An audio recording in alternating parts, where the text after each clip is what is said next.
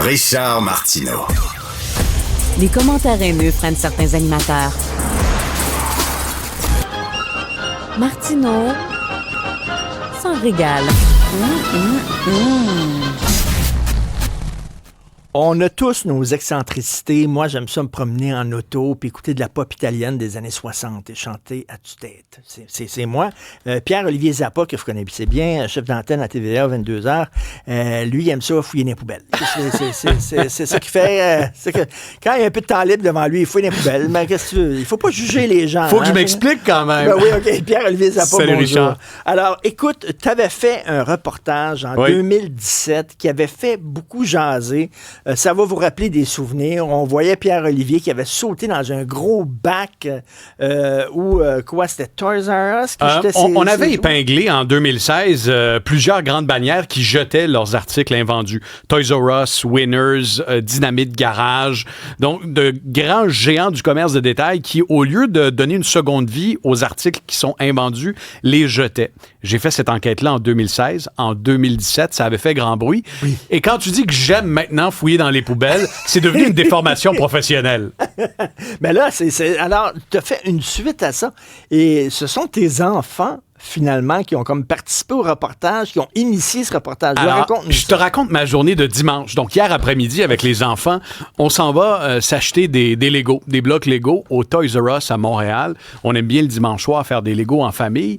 Et là, je raconte à mes enfants qu'en 2016-2017, on est dans l'auto, je leur raconte, papa avait fouillé dans les bennes à ordures et on avait levé le voile sur quelque chose de systémique et qui était fort inattendu. Les grandes chaînes de magasins jettent leurs invendus, les détruisent parfois même pour qu'ils ne soient plus utilisés. Pour vrai? Notamment, et on reviendra un petit peu plus tard, mais parce qu'il y a des avantages fiscaux à faire ça. Donc, je raconte ça à mes enfants, puis ils comprennent pas trop, mais ils me disent, papa... 5 et 9 ans, là. Hein? 5 et 9 ans. Mes deux fils, Florent et Romain, ils me disent, papa, va donc voir dans la benne à ordures du Toys R Us en sortant. Alors là, je leur fais un clin d'œil, je leur dis, bon, papa va aller jeter un coup d'œil, comme dans le reportage de 2016-2017. Et devine quoi? 8 ans plus tard, 7 ans plus tard, Richard, rien n'a changé. Même chose. C'était la caverne d'Ali Baba hier au Toys R Us dans la benne à ordures. On a découvert, mes enfants et moi, pour à peu près 500 $ de marchandises, de jouets totalement utilisables, fonctionnels et neufs. OK, et tu joues au Père Noël? Je les ai amenés. Je sais qu'on est en studio. Regarde, je quitte mon micro 10 secondes. Alors, on a ici, je sais pas, regarde, on a ça ici. Est-ce que c'est ton reportage de 2017? Oui, ça, c'était probablement les images du reportage de 2017. Okay. Ce que vous voyez ici maintenant, c'est un jouet Pat' Patrouille qui est flambant neuf. J'ai également ici, regarde ce que j'ai trouvé dans la benne à ordures. Ce sont des caméras de surveillance. Ah, pour les bébés? Pour les bébés. Alors, qu'on met dans la chambre du bébé. Qu'on met dans la chambre du bébé. Dans le salon. Et tu vois, on voit que c'est un retour. Ça a été retourné par un client sous le motif écran brisé. Je l'ai testé hier à la maison. C'était totalement fonctionnel. Il y a une petite ligne sur l'écran, une petite ligne bleue. Mais c'est tout. Mais c'est tout. Ça aurait pu être donné, ça aurait pu être réutilisé facilement. Ça vaut 200 $. Un jeu de laser. Regarde ce beau jeu de laser-là, fonctionnel. Mes enfants ont joué à ça toute la soirée hier. Alors, fonctionne parfaitement. X, ça, c'est comme un genre de revolver, un pistolet qui envoie des lasers. Un genre de pistolet. Ouais. Regarde, j'ai également des petites voitures téléguidées ici d'une valeur de 50 $. Ça aussi, ça fait le bonheur des enfants. Est-ce que tu les as essayés, ceux-là? Je les ai essayés. On a joué à ça une partie de la soirée également. Oui. J'ai un fusil Nerf. Je ne sais pas si tu te souviens, quand on était jeunes, on jouait avec ça. Là. Une chance qu'il n'était pas chargé parce que j'aurais pu atteindre quelqu'un en studio. Et ça va jusqu'au biberon et aux bouteilles pour enfants. Tu vois, ça, c'est un article invendu, neuf, qui fonctionne très bien. 15 $ en magasin, d'une marque que les parents commercent, Tommy Tippy. Pourquoi j'étais ça? Tu vois, là, je présume que c'est parce que l'étiquetage, ici, là, tu vois, le morceau de carton est déchiré. Donc, ça a été jeté par Toys R Us. Et ça choque les gens, là. Ça, vraiment, tu sais, comme ça me fait penser, là, lorsque les laitiers aussi ont produit trop de lait, puis ça fait baisser le prix du lait. Alors, on voit ça régulièrement. Ils prenaient le lait, puis ils jetaient ça dans les fossés. Ils versaient le lait dans les fossés. Les gens regardaient ça en disant, ben voyons donc. Comment se fait-il qu'une grande chaîne de magasins jette ses jouets légèrement abîmés ou encore des articles neufs invendus? La question a de quoi choquer, surtout après la série de reportages que j'avais réalisés à JE à l'époque, que d'autres journalistes ont fait, je pense aux journalistes du Nouvelliste, qui ont récemment documenté des cas semblables. Comment se fait-il que ça survient encore? C'est d'autant plus choquant qu'on vit à une époque de surinflation où les gens peinent à joindre les deux bouts, oui. où les banques alimentaires, les organismes de secours sont complètement débordés. Alors, comment se fait-il qu'on... Est-ce qu'il y a dans certains pays une législation qui interdit justement ce On genre prend l'exemple de la truc-là? France. Depuis 2022, depuis le 1er janvier 2022, il y a une loi qui interdit carrément de se débarrasser de la sorte de produits non comestibles invendus. Même chose, l'Union européenne a engendré une démarche législative à l'échelle de l'Europe pour éviter que ça se produise. Pourquoi des entreprises font ça, Richard? Je pense que la réponse, elle est toute simple. C'est beaucoup plus facile pour elles, encore à ce jour, malgré tous les reportages et l'indignation populaire, de jeter plutôt que de recycler ou de donner. Si je décide de donner, par exemple, cet article-là, qui vaut 200 $, qui pourrait servir à une mère de famille qui souhaite surveiller ses enfants dans sa chambre, 2 caméras, un petit écran LCD, si je décide de le donner, je vais avoir un crédit d'impôt pour don. Si je le jette à la poubelle, ben, je vais avoir probablement une exemption fiscale. Et je pourrais même aller chercher une exemption fiscale. Ben, c'est-à-dire que je vais faire ce qu'on appelle en anglais un write-off dans mon inventaire. Ce sera considéré comme une perte. Okay. Et qui plus est, il y a certains magasins qui poussent le bouchon. Là.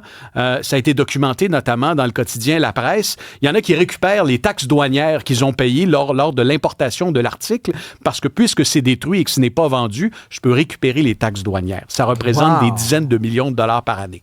Alors, je pense qu'il doit y avoir une double, et c'est un peu la raison pourquoi je me suis dit que je passerais de voir aujourd'hui en studio.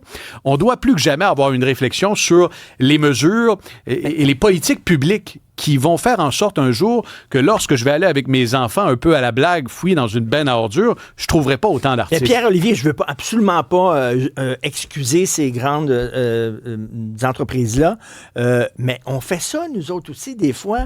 On se débarrasse d'affaires, on s'accède dans les poubelles, alors que c'est...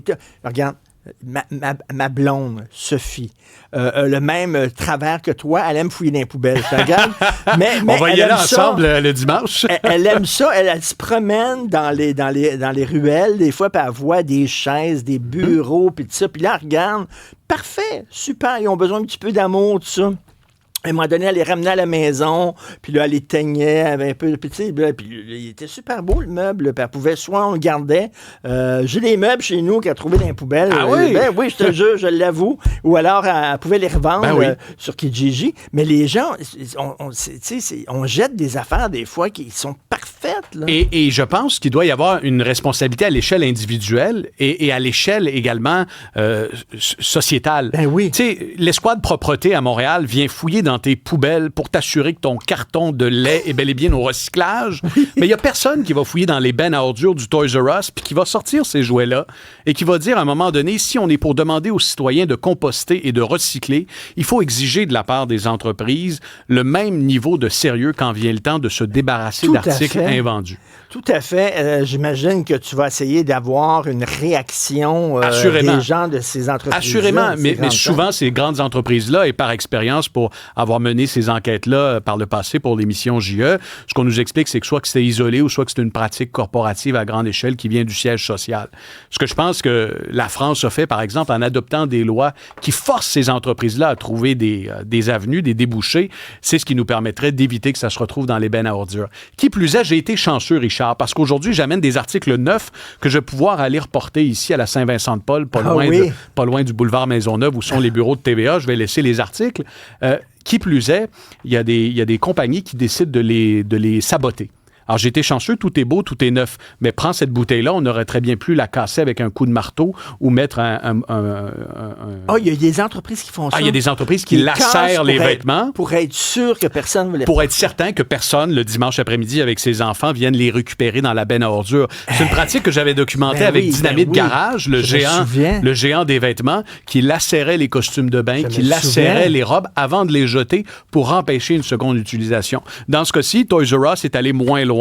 Les articles sont en très bon état et vont pouvoir être donnés, mais si je n'étais pas passé dans cette benne à ordures, ils auraient pris le chemin du dépotoir et ça, c'est un autre problème. On se plaint de nos dépotoirs qui débordent au Québec. Jetons un coup d'œil dans toute cette marchandise invendue qui parfois peut représenter pour un magasin là, entre 5 et 25% du nombre d'articles total. Tu sais, dans le secteur de la mode... D'après moi, tu vas partir une mode. Là. Je pense qu'on va pouvoir voir ton reportage ce soir. Oui, ce soir à 20h30. 20h30, à 20h30 sur LCN, oui. Et il y a plein de gens après ça qui vont dire, ben non, on va aller voir, moi, dans les poubelles, ces grosses entreprises. Vous pourriez être très étonné de ce que vous allez retrouver dans les bennes à ordures derrière les magasins. Et tu sais, c'est un phénomène également qu'on observe derrière les chaînes d'alimentation, ce qu'on appelle des dumpster divers, donc des gens qui vont fouiller dans les poubelles. Pour se nourrir. Pour se nourrir, et des gens qui trouvent parfois de très belles trouvailles. Si vous allez sur les médias sociaux, Facebook notamment, vous allez trouver des groupes de ces plongeurs de poubelles qui font des découvertes parfois dignes de la caverne d'Ali Baba. Ben écoute, j'ai mangé là, avant hier là, chez moi là, un yogourt qui était pas assez date depuis 2 jours. OK, c'était marqué là, après ta T'as l'air en bonne santé. Je l'ai mangé. C'était très correct. De toute façon, un yogourt, quand il est passé dedans, tu sais pas s'il est bon, s'il est pas bon. Là. Bref, mais alors, non, il était morale très de l'histoire, j'en ai été quitte pour un petit cours sur la surconsommation avec mes 2 gars qui en ont appris hier. Et morale de la l'histoire, dans 20 ou 30 ans, on va peut-être pouvoir voir un petit Zappa qui va maintenant devenir journaliste. Qui sait? Qui va remplacer son père, qui va jouir d'une bonne retraite bien méritée. Merci, on regarde ça 20h30. Toujours un plaisir, 20h30 sur LCN. Merci. Théo, salut.